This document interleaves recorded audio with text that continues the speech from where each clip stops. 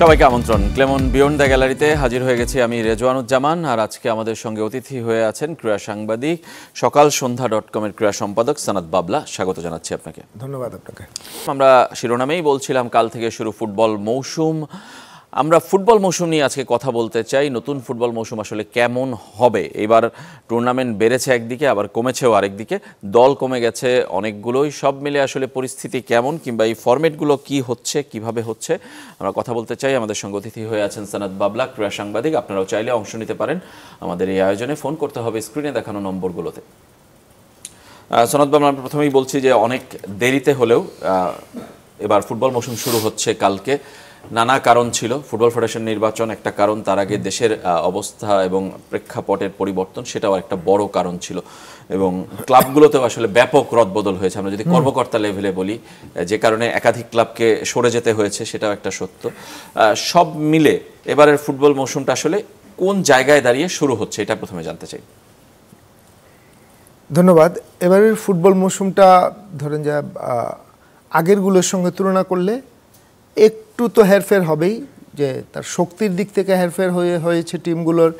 এবারের ফুটবল মৌসুম অলমোস্ট আমার মনে হয় যে আমাদের দেশি ফুটবলারদের পারফর্ম করার একটা দুর্দান্ত একটা সুযোগ আছে প্রমাণের মঞ্চ।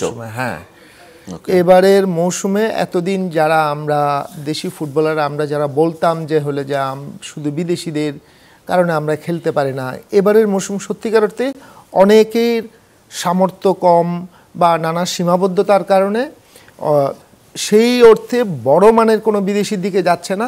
সুতরাং এবারের দেশি ফুটবলাররাই প্রত্যেকটা দলের পারফরমেন্স, প্রত্যেকটা দলের ভাগ্য করে দিবে। কিন্তু এই জায়গা থেকে আলাদা আপনি বলছেন, কিন্তু মানে যদি টুর্নামেন্টের লিগের বাইলজে বলি আমরা, যে 4 জন বিদেশির বদলে এবার একজন বিদেশি অতিরিক্ত সাবস্টিটিউট নামতে পারবেন। গতবার সেটা ছিল না, সংখ্যায় বেড়েছে। আমি যদি বলি সেই হিসাবে কি আপনি তারপরেও বলবেন যে আসলে দেশি প্লেয়ারদের সুযোগ বাড়ছে? হ্যাঁ, কারণ হলো যে এই রুলটা যখন যোগ করা হয়েছিল তখন দেশের প্রেক্ষাপটটা ভিন্ন ছিল।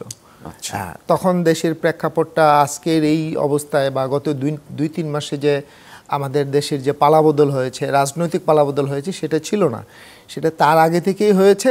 সুতরাং ওইটা হলে যে একটা লিখিত একটা ফরম্যাট বা লিখিত একটা নিয়ম।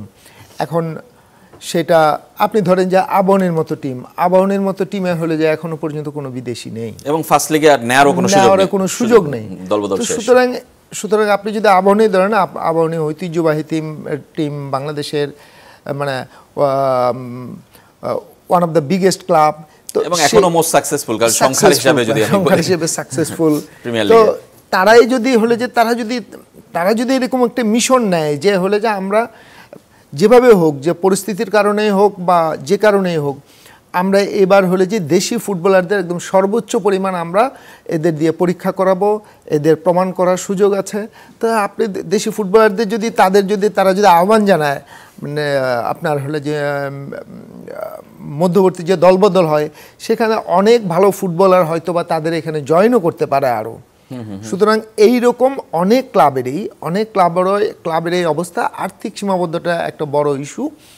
সুতরাং এই জায়গাতে দাঁড়ায় আমার মনে হয় যে আপনি সংখ্যায় বাড়লেও বাস্তবে হয়তো সেটা বাড়বে না। আমরা একটু প্রথম টুর্নামেন্ট কালকে যেটা বলছিলাম, যে কালকে চ্যালেঞ্জ কাপ, বাংলাদেশের ফুটবলের নতুন একটা সংযোজন, চ্যালেঞ্জ কাপ বাংলাদেশ 2.0 একটা নতুন টুর্নামেন্ট হচ্ছে, এবং এক ম্যাচেরই টুর্নামেন্ট, যেটা ইউরোপিয়ান ফুটবলে অনেক ক্ষেত্রে হয়, কিংবা চ্যাম্পিয়ন্স লিগ চ্যাম্পিয়ন এবং ইউরোপিয়ান লিগ চ্যাম্পিয়নের মধ্যেও খেলা হয়। অন্য লিগগুলোতে লিগ এবং কমিউনিটি শিল্ডের চ্যাম্পিয়নের মধ্যে হয় ইংল্যান্ডে। বাংলাদেশে সেটা হচ্ছে ফেডারেশন কাপ চ্যাম্পিয়ন এবং প্রিমিয়ার লিগ চ্যাম্পিয়নের মধ্যে, কিন্তু দুই দলই যেহেতু সেই ক্ষেত্রে রানার্স আপ মোহামেডান সুযোগ পাচ্ছে। এই টুর্নামেন্টটা কিংবা এই ম্যাচটা সম্পর্কে আপনার কি বলবেন? এটা কি কোনো আকর্ষণ যোগ করবে সিজনে?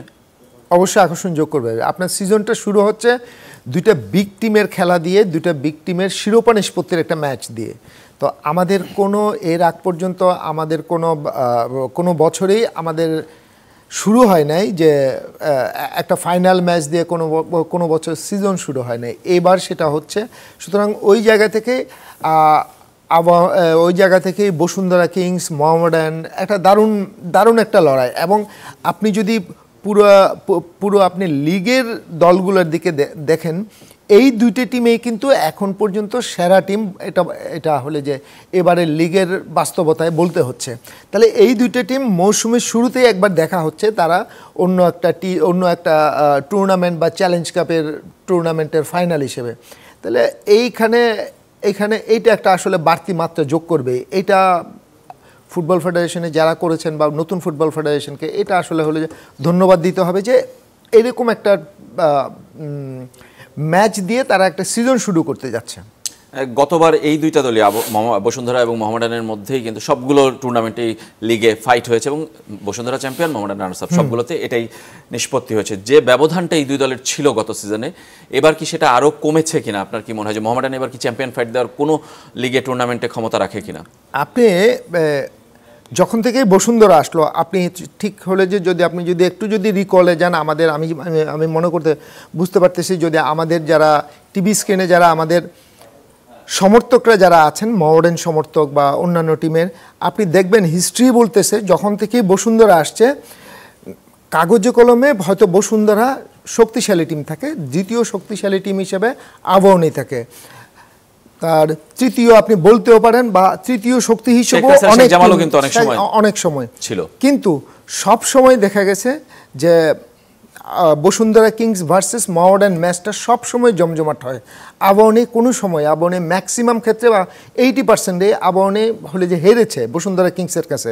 কিন্তু সেই বসুন্ধরা কিংস যখন মোহামেডানের সঙ্গে খেলতে যায়, মোহামেডান যত ক্ষুদ্র শক্তিরই হোক, যত কম শক্তি নিয়েই মাঠে নামুক, মোহামেডান হলে যে সুপার ফাইট দেয়। এখন একটা কথা হলে যে আপনি বলতে পারেন যে কাগজের আমার রবসন আছে, আমার মিগেল আছে, এইটা কোনো কিছু ম্যাটার করে না। মোহামেডান হলে যে মানে ডিফারেন্ট ডিএনএ, এবং এই বছর আমার মনে হয় সেটা আরেকটু কমেছে, কারণ বসুন্ধরা তার শক্তি হারিয়েছে, রবসনকে নেই এবং বেশ কয়েকটা প্লেয়ার নেই, এবং আমরা এফসি চ্যালেঞ্জ লিগে দেখেছি বসুন্ধরার পারফরমেন্স খুব বেশি ভালো না। পারফরমেন্স ভালো না, এবং সেই জায়গাতে হলে যে মোহামেডান আরো ভালো কিছু প্লেয়ার যোগ করেছে, ওরা কমেছে, মোহামেডান কয়েকজনকে যোগ করেছে। সুতরাং এই ম্যাচটা এবং এবারের লিগটা, এবারের সিজনটা হবে মোটামুটি হলে যে এখনই বলে দেওয়া যায় এটা হলে যে কিংস ভার্সেস মোহামেডানের লড়াই হবে শিরোপার জন্য। ফেডারেশন কাপ এবং লিগেও এই লড়াইটা যদি হলে যে ব্রাদার্সের মধ্যে একটা জিনিস টের পাওয়া যাচ্ছে, যদি ব্রাদার্স হয়তো এখনকার দলটা একটু কমজোরি আছে, ব্রাদার্স যদি মধ্যবর্তী দল বদলে তারা যদি শক্তি যোগ করে, তাহলে হলে যে ব্রাদার্সও হলে যে দারুণ শক্তি হিসেবে আসবে। ওকে, জামাল ভুঁইয়ার সেখানে খেলার কথা রয়েছে, জানি না আমরা খেলবে কিনা, এবং বিদেশিও যোগ হতে পারে। আমরা একটু ফেডারেশন কাপের দিকে যাই। গতকাল ফেডারেশন কাপের ড্র হয়েছে, নিশ্চয়ই আপনি দেখেছেন যে এবার একটা ফরম্যাটে পরিবর্তন আনার চেষ্টা করা হয়েছে। ক্রিকেটের মতো, ফ্র্যাঞ্চাইজি ক্রিকেটের মতো প্লে অফ যোগ করা হয়েছে, এলিমিনেটর এবং কোয়ালিফায়ার থাকবে। ফেডারেশন বলছে, লিগ কমিটি বলছে যে এটা আসলে একটু এন্টারটেইন করার জন্য, এক্সাইটমেন্ট বাড়ানোর জন্য এবং ক্লাবগুলোর জন্য একটু সুযোগ বাড়ানোর জন্য। যারা পুরো গ্রুপ পর্ব খেলে আসে তাদের ক্ষেত্রে হয়তো একটা ম্যাচ খারাপ খেলেই তারা বাদ পড়ে যায় সেমিফাইনালে, সেই ক্ষেত্রে তারা এটা চেঞ্জ করছে। ক্রিকেটের এই পথ অনুসরণ করাকে আপনি কিভাবে দেখছেন, এবং এটা কি আসলেই এক্সাইটমেন্ট বাড়াবে কিনা এবং ক্লাবগুলোর জন্য সুবিধা হবে কিনা? ম্যাচ বাড়ছে ক্লাবগুলোর জন্য আরো একটা ধরেন। হ্যাঁ, অবশ্যই।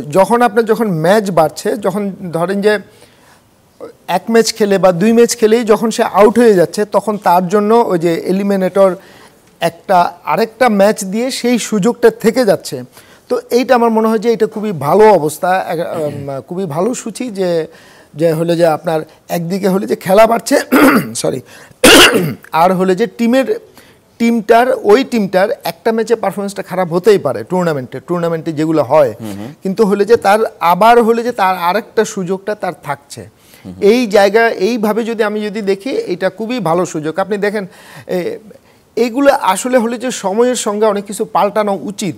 যেমন হলে যে চ্যাম্পিয়ন্স লিগে এবার যে ফরম্যাট দাঁড়িয়েছে, চ্যাম্পিয়ন্স লিগে এখনো পর্যন্ত আনপ্রেডিক্টেবল ফরম্যাট। প্রথমে এই ফরম্যাটের সবাই সমালোচনা করেছে, একটা পর্যায়ে যখন এই ফরম্যাটটা যখন মানুষ বুঝতে শুরু করেছে, তখন দেখতেছে না ভালো। আগে হইলো যে হোম অ্যান্ড অ্যাওয়ে খেলা হতো, হোমে ঠিক আছে, হোমে অ্যাওয়েতে কোনো রকমের ড্র রাখতে পারলে বড় টিম হোমে সে ঠিকই জিতে যাচ্ছে। এখন আর সেই ক্যালকুলেশনের খেলাটা নেই। তো আমাদের দেশেও মনে হচ্ছে যে হলে যে ফরম্যাট কোনো না কোনোভাবে এইসব জিনিসগুলো চেঞ্জ না করলে আপনি আগাতে পারবেন না। আর একটা হলো যে দর্শকদের টানা, এই জায়গাগুলো খুব দরকার এখন ফুটবলের জন্য, খুব দরকার। যে হলো যে টিমগুলো ভালো পারফর্ম করা এবং হলে যে একই সঙ্গে ফরম্যাটটা ভালো। আর একটা হলো যে ফুটবল ফেডারেশন এই খেলা চালাতে গিয়ে বিভিন্ন সময়, এর আগেও আমরা বিভিন্ন সময় আমরা শুনেছি ওখানে পক্ষপাত করে রেফারি, ওইখানে পক্ষপাত করে, এই সব জিনিসগুলা এক পাশে সরিয়ে রেখে শুধু ফুটবলে কনসেন্ট্রেট করলে দেখবেন যে এই ফুটবলটা মানে তাবি দেওয়ালের সময় ফুটবলটা ভালো করার সুযোগ আছে, সেই সুযোগটা ওনারা যেন নষ্ট না করে। যেটা কাজী সালাউদ্দিনের প্রথম মেয়াদে আমরা আশা করেছিলাম এবং তিনি কিছুটা দেখিয়েছিলেন, পরের দিকে সেটা আসলে নিম্নমুখী ছিল। আপনি মনে করেন যে সেটা এখনো ফিরে আসার সময় আছে? হ্যাঁ, কাজী সালাউদ্দিনের তো প্রথম 4 বছর ছিল ট্রিমেন্ডাস। প্রথম মেয়াদটা ছিল অবশ্যই বাংলাদেশের ফুটবলের খুবই সুন্দর সময় গেছে। বাংলাদেশের ফুটবল যে আপগ্রোয়িং ওইখান থেকে যে শুরু হয়েছিল সেইটা চমৎকার ছিল। প্রফেশনাল লিগ শুরু হয়েছিল, সুপার কাপ শুরু হয়েছিল, সবাই মোটিভেটেড ছিল, খেলোয়াড় কর্মকর্তা সবাই মোটিভেটেড ছিল। কিন্তু সেকেন্ড ইয়ে থেকে উনি হয়তোবা তাল হারিয়ে ফেলেছিলেন, একটু পরিকল্পনার অভাব ছিল। নাইলে হইলো যে ওনার 16 বছরে আজকে ফুটবল উনি হলে যে বীরের মতো বাংলাদেশ ফুটবল ফেডারেশন থেকে উনি বিদায় নিতেন বীরের মতো, লাইক এ কিং। উনি ঠিক যেভাবে এসেছিলেন। 16 বছর কিন্তু কম সময় নয়। একটা বাচ্চা তার জন্ম হওয়ার পর থেকেই আপনি 16 বছর হিসাব করেন, সে এখন হলো যে প্রফেশনাল ফুটবলে সে খেলার কথা, এবং সে হলো যে তার প্রতিভার ঝলক দেখাতো। যেমন আপনি মোরসালিনের বয়স কত আপনি ভাবেন, তো হলে যে এইরকম একটা জেনারেশন কাজী সালাউদ্দিন তৈরি করে যেতে পারতেন, সবার সামনে দেখিয়ে যেতে পারতেন। উনি যদি চলেও যান এই স্বাক্ষরগুলো উনি রেখে যেতে পারতেন। আমার কাছে এখন মনে হয় যে তাবি দেওয়ালের উচিত সেরকম একটা জিনিস আপনার হলে যে ফোর্সই করা, যে হলে যে মানুষ যেন আমাকে মনে রাখে, বাংলাদেশের ফুটবল যেন আমাকে মনে রাখে। কারণ দেখেন ফুটবলে একটা দারুণ জায়গা, কিন্তু ফুটবলে এখন আর ফুটবলটা যেই অবস্থায় আছে, ফুটবলটা এর চেয়ে তার পেছনে যাওয়ার কোনো সুযোগ নেই। এখান থেকে আপনি যদি কাজ করেন এটা ভালো হবে, এটা খারাপ হওয়ার আর বেশি সুযোগ নেই। সুতরাং এইখানে কাজ করার জন্য তাবি দেওয়ালের জন্য একটা দারুণ সময়। কিন্তু চ্যালেঞ্জটাও অনেক বেশি কিনা, মানে আমি বলছি যে এই দেশের এই পরিস্থিতিতে যেখানে আর্থিক সংকট এবং এবারে সিজনটা যে কারণে সংকুচিত করে নেওয়া হচ্ছে, স্বাধীনতা কাপ করার কথা ছিল, সুপার কাপ ফেরানোর কথা ছিল, সেগুলো বাতিল করা হচ্ছে, লিগটাকে 3 টায়ারে করার কথা ছিল, যে হুমায়ুন আহমেদের পাশাপাশি একটা থার্ড কিছু করা যায় কিনা, এগুলো সংকুচিত করতে বাধ্য হয়েছে এই পরিস্থিতির কারণে। চ্যালেঞ্জটা তার থাকবে কিনা তাবি তাওয়ালের জন্য, এই প্রশ্নটা রেখে আমি বিরতিতে যাচ্ছি, ফিরে এসে উত্তরটা জানবো। আমাদের সঙ্গে আপনারাও থাকবেন ক্লেমন বিয়ন্ড দ্য গ্যালারিতে। আগামীকাল চ্যালেঞ্জ কাপ দিয়ে শুরু হবে যে মৌসুম, 1 ম্যাচের টুর্নামেন্ট। মোহামেডান এবং বসুন্ধরা খেলবে গত মৌসুমের শীর্ষ 2 দল। আমাদের সঙ্গে আছেন সানাত বাবলা, ক্রীড়া সাংবাদিক, সকাল সন্ধ্যা .com-এর ক্রীড়া সম্পাদক। আমরা বিরতির আগে প্রশ্ন রেখেছিলাম যে পরিস্থিতিটা আসলে অনুকূলে কিনা। তাবি তাওয়ালের জন্য অনেক সম্ভাবনার কথা আপনি বলছেন, যে তার হিরো হওয়ার সুযোগ আছে, কিন্তু এই পরিস্থিতিতে অর্থ জোগাড় করা, ফুটবলে সবচেয়ে বড় সমস্যা অর্থ, এবং সেটা নিচের সারির লিগ বলি কিংবা প্রতিভা বাছাই বলি কিংবা তাদের একাডেমি চালানো বলি, সেখানে আসলে রিটার্ন পাওয়ার আশা খুব কম স্পন্সরদের। সেই ক্ষেত্রে এই অর্থের সংকট আসলে কিভাবে কাটবে, কিংবা তিনি কিভাবে সফল হতে পারেন? অর্থের সংকট ধরেন যে এখন বোধহয় আপনার প্রিমিয়ার লিগ, ফেডারেশন কাপ, অন্যান্য কিছুর জন্য একটা স্পন্সর আছে, হয়তো বা বসুন্ধরা স্পন্সর করে। এখন হলে যে বাকি স্পন্সরগুলো ওনাদের ম্যানেজ করতে হবে। তো সেই স্পন্সরগুলো ম্যানেজ করার ক্ষেত্রে আমি যতটুকু শুনেছি যে সহসভাপতি আছেন, সহসভাপতি হ্যাপি ভাই আছেন। হ্যাপি ভাই এরকম এসিউরেন্স দিচ্ছেন যে হলে যে স্পন্সর লাগবে, স্পন্সর জোগাড় করব, আমরা সবাই মিলে জোগাড় করব, এটা নিয়ে চিন্তা করতে হবে না। তো ধরেন যে হ্যাপি ভাই আছেন, আরেফ ভাই আছেন, তারপর হলো যে জাহিদি ভাই আছেন, তো আমি ফাহাদ ভাইয়ের কথায় পরে আসছি। এই তিনজন যদি ওনাদের হলো যে ওনাদের এই ঢাকা শহরে বা বাংলাদেশে ব্যক্তিগত কানেকশনে ওনাদের স্পন্সর আনার সুযোগ আছে। তারপর হলো যে ফাহাদ ভাই নিজেই হলো যে নিজের হলো যে একটা কোম্পানি আছে, নিজেই হলো যে এইরকম স্পন্সর নিয়েই উনি ডিল করেন। এখন উনি যদি স্পন্সর এনে যদি বিএফএফ এর এই টুর্নামেন্টগুলো চালাতে পারেন, সেটা তো হলে যে একটা দারুণ ব্যাপার হবে যদি করতে পারে। ফাহাদ ভাইকে দেওয়া হয়েছে মার্কেটিং, তো এইটা এখন আগে কি হতো, আগে জিনিসগুলো হতো যে হলে যে সব কিছুই কাজী সালাউদ্দিনের মাথা ব্যথার কারণ হয়ে থাকতো, বা বোর্ডেও সেভাবে আলোচনা হতো না, তাহলে যা কিছু করতে হতো কাজী সালাউদ্দিনকেই ওনাকেই করতে হতো। এখন যেহেতু একটা টিম হিসেবে কাজ করতেছে, আমার ধারণা যে হলো যে এই এই অর্থনৈতিক দুরবস্থার সময়ে খেলাটা চালিয়ে যাওয়া, খেলাটাকে মোটামুটি একটা লাইনে রাখা, সেটা পারবে। আবার যখন হয়তো বা রাজনৈতিক গভর্নমেন্ট আসবে, তখন আমার মনে হয় যে তখন আরো বেশি ইজি হবে জিনিসগুলা। কিন্তু সরকারের সহযোগিতার কথাটা কাজী সালাউদ্দিনের আমলেও বলা হচ্ছে, এবারও নিশ্চয়ই বলা হচ্ছে, মানে আমি সরকারের একটা প্রত্যক্ষ সহযোগিতা প্রয়োজন কিনা ফুটবলকে রিভাইভ করার জন্য। অবশ্যই দরকার। যে কোনো দেশের যে কোনো খেলার জন্যই সরকারের একটা সদিচ্ছা, সরকারের এইটা আমার মনে হয় যে বর্তমান উপদেষ্টার সঙ্গে ওনারা যদি সব কিছু নিয়ে যদি বসেন, উপদেষ্টার এই ফুটবলটা, এই উপদেষ্টারই ফুটবল ক্রিকেট যত খেলা আছে এগুলো ওনারই। সুতরাং এই উপদেষ্টাকে যদি ওনারা যদি কনভিন্স করতে পারেন যে আমাদের এই জিনিসগুলো আপনি করে দেন, আমরা যেন একটু ভালোভাবে চলতে পারি। তো যেমন আপনার হলো যে মাঠ যেগুলো উনি তো বলেছেন, কিছু মাঠ উপদেষ্টা বলেছেন কয়েকটা মাঠ ফুটবলকে দিয়ে দেওয়ার জন্য। এই মাঠগুলো পেলেও তো কম না, যে হলো যে বাংলাদেশ ফুটবল ফেডারেশন তো আগে হলো যে তার ভেন্যুর অভাব ছিল প্রকট, নিজস্ব এতদিন পর্যন্ত 2-3টা ঢাকার বাইরে কোনো 2-3টা নিজস্ব ভেন্যু বলতে এখানে ডেডিকেটেডলি ফুটবল হবে, এইটাও করে উঠতে পারে না। কারণ তাদের সঙ্গে অলওয়েজ এনএসসির সঙ্গে কোনো না কোনো একটা হলো যে একটা বৈরিতা থাকতোই। তো সেই জায়গাগুলো যদি রিপেয়ার করে আপনার উপদেষ্টার কাছে যাওয়া যায়, তাহলে উপদেষ্টা এই জায়গাগুলো খুব ইজিলি করে দিবে। আরেকটা কথা হলো যে আপনার ফিফা যে পরিমাণ অর্থ দেয়, বাংলাদেশ ফুটবল ফেডারেশন যদি ওই অর্থগুলোর যদি হলো যে খুব ভালো ইউজ করতে পারলে বাংলাদেশের ফুটবল অনায়াসে মানে স্মুথলি চলতে পারবে। আমার হয়তো খুব সাংসর্গিক হবে না, কিন্তু হলে যে ফুটবলটা খুব স্মুথ চলতে পারে। কারণ আরেকটা জিনিস হলো যে বিভিন্ন ইস্যুতেই ফিফা থেকে টাকা আনার আমার যদি প্ল্যানিংটা যদি ভালো হয়, আমার যদি কোনো প্রজেক্টগুলো যদি ভালো হয়, আমি যদি বুঝাতে পারি এটা আমার দেশের জন্য খুবই গুরুত্বপূর্ণ, এইসব ইস্যুতে ফিফা আসলেই টাকা দেওয়ার জন্য বসে থাকে। এখন আমাদের যেহেতু ফিফার সঙ্গে সম্পর্কটা ভালো, তাহলে এই জায়গাগুলো এক্সপ্লোর করা যায়, যে হলো যে 2-1টা জিনিস এগুলো করানো। ওকে, একদমই শেষ প্রশ্ন এক কথায়, যে আমরা ফুটবল মৌসুম নিয়ে কথা বলছিলাম, আপনি পারফরমেন্সে বলছিলেন দেশি প্লেয়ারদের আসলে চ্যালেঞ্জ এবারের মৌসুম ভালো খেলার, কিন্তু আকর্ষণের দিক থেকে বিদেশি যেহেতু কম কিংবা তারকা কম, মানে আকর্ষণের দিক থেকে কি এবারের মৌসুম অন্যরকম হবে?